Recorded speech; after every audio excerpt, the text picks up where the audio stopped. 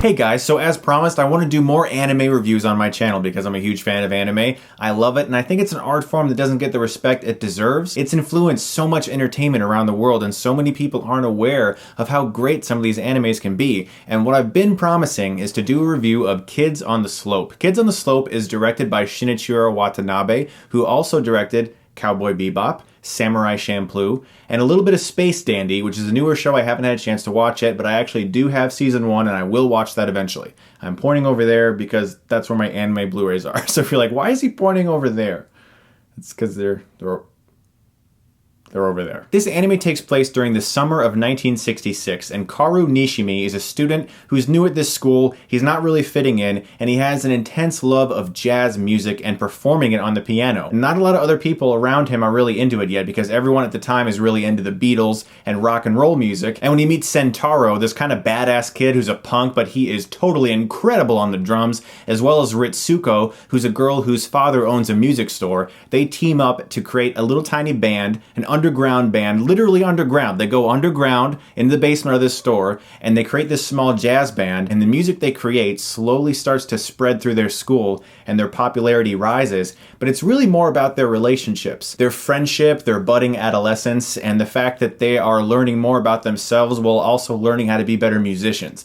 I love this show. I thought it was a very original show. In fact, I saw it before Whiplash, and it's funny because they're both pieces of entertainment that are about young people who have a serious love for jazz music, who are trying to show the world their creativity, and the way they took two things, which was learning about music, being better at music, and learning about life and being better at life, and trying to combine those two into one world through the eyes of kids who really don't know that much about the world. And the fact that I'm saying all of these things about what someone might look at and go, this is a cartoon, it's probably for kids, is amazing. I mean, this is a really good show. It's really well directed. It has beautiful animation. Shinichirô Watanabe and his animators have cut no corners when it comes to the animation. It's bright, it's crisp, it's very fluid, and everyone really moves a lot. And that's something to say about anime, because sometimes anime animators in Japan get a little bit lazy. They don't let their characters move that much. The models are a little bit weak. They look a little bit robotic sometimes. Sometimes it's just like the mouth going up and down, and maybe the eyes will blink every once in a while, but there isn't that much animation given to the way the humans are moving. Like really natural things like the wind going through a character's hair or shadows passing along someone's face.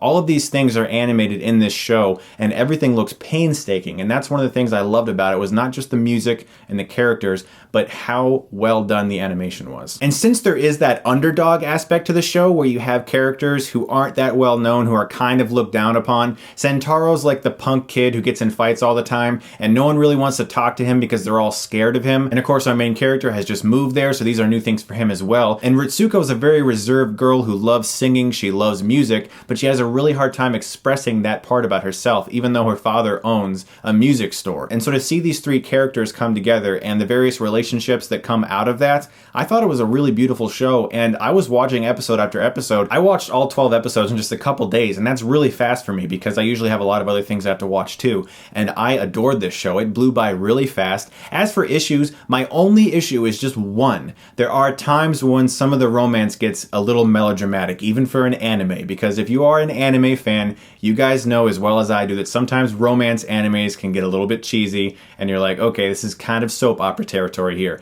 And that's it. Besides that, Kids on the Slope is a beautifully animated anime. I love this. It has great music, it has great characters, and it's really exciting. I'm going to give Kids on the Slope an A-. So guys, I do hope you get a chance to check this out. It is a really good kind of bridge anime because it's not like swords and gigantic breasts and like crazy monsters and stuff. It's just a very simple anime that I think a lot of people could really enjoy. Not that there's anything wrong with girls and dinosaurs and big swords.